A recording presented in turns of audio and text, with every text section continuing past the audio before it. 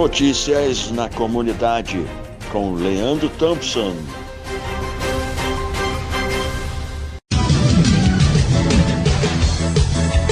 E aí pessoal, tudo bem? Sou eu, Leandro Thompson, chegando aqui no nosso quadro Notícias na Comunidade, quarta-feira, 25 de setembro de 2024. Os tempos de celular no meio da aula podem estar aí com os dias contados aqui no Brasil, já que o Ministério da Educação quer aprovar uma lei que bane os telefones em todas as escolas do país. Em vez de cada estado aprovar sua própria regra, a ideia é juntar tudo sobre o tema no mesmo entendimento. Sendo assim, se o projeto passar, todos os colégios públicos ou privados vão seguir a proibição.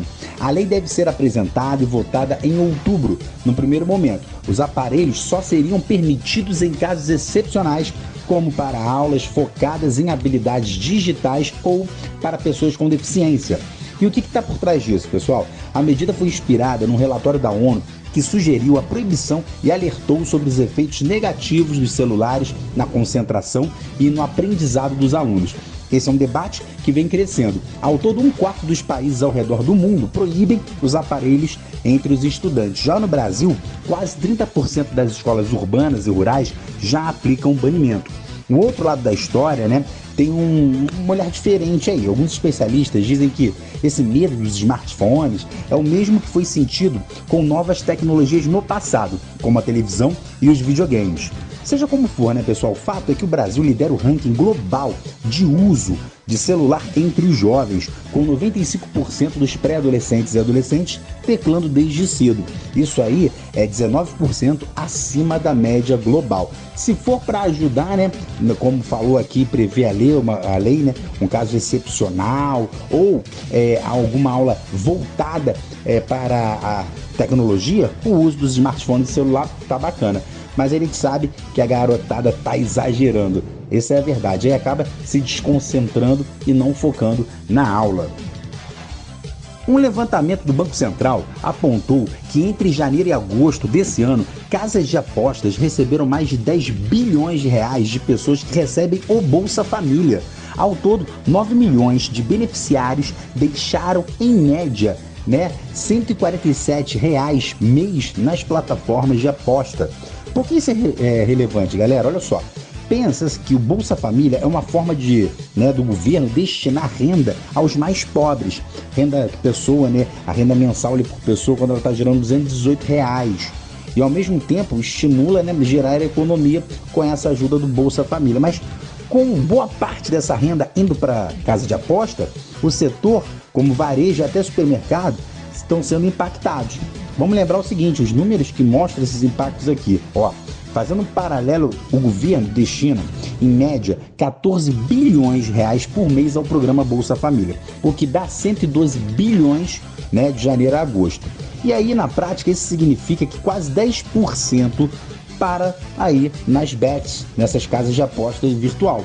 No país, 24 milhões de pessoas fizeram ao menos um Pix para casas de apostas. Em outras palavras, quase 40% de quem aposta está no Bolsa Família. Então isso é muito perigoso.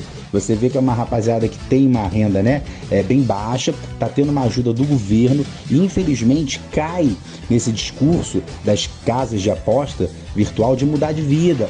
Vem aqui, vamos fazer uma apostinha, uma pezinha. E a gente sabe muito bem que a chance de ganhar é muito pequena, o retorno é muito pequeno.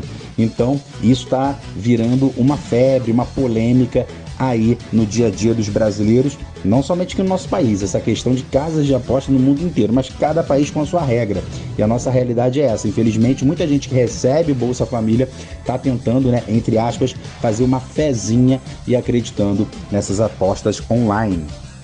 Falando um pouquinho aqui da nossa cidade, a Fundação Dom João VI anunciou a realização de uma licitação para a revitalização da Praça Getúlio Vargas, um dos principais marcos do centro de Nova Friburgo. O processo ocorrerá na modalidade concorrência eletrônica, do tipo menor preço, e tem como objetivo contratar uma empresa para implementar as diretrizes paisagísticas no local.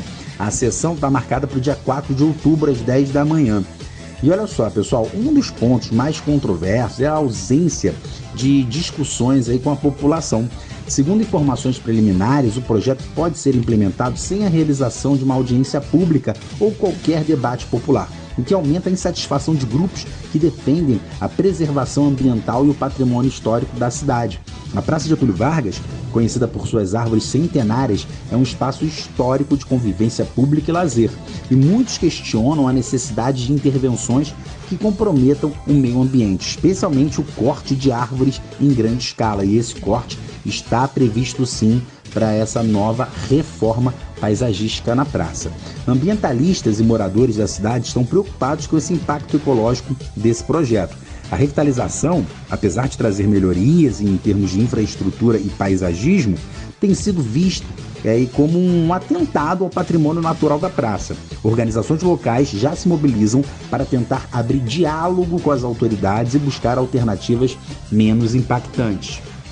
Falando agora um pouquinho de futebol, hoje tem, né, times do Rio aí decidindo a sua participação na Copa Libertadores 2024. Primeiro jogo envolvendo o Carioca é Fluminense e Atlético Mineiro lá na casa dos caras, tá? O Fluminense no primeiro jogo no Maraca conseguiu vencer por 1-0, então, né, mesmo empatando, o Fluminense passa de fase na Libertadores. Mas o Atlético Mineiro, né, diz que não vai fazer jogo mole não, que vai correr atrás aí do revés em cima do tricolor carioca. E outro jogão que tem hoje também, um pouquinho mais tarde, é do Botafogo contra o São Paulo, lá no Morumbi, na casa dos caras. E o Botafogo, um pouquinho diferente do Fluminense, não fez o dever de casa. O Botafogo ficou no empate de 0-0 semana passada com o São Paulo.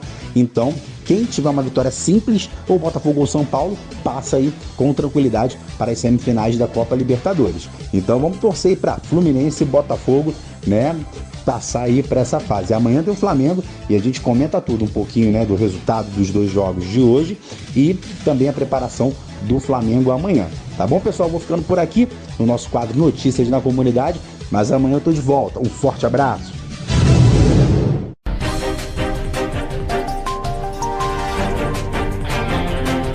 Notícias na Comunidade com Leandro Thompson.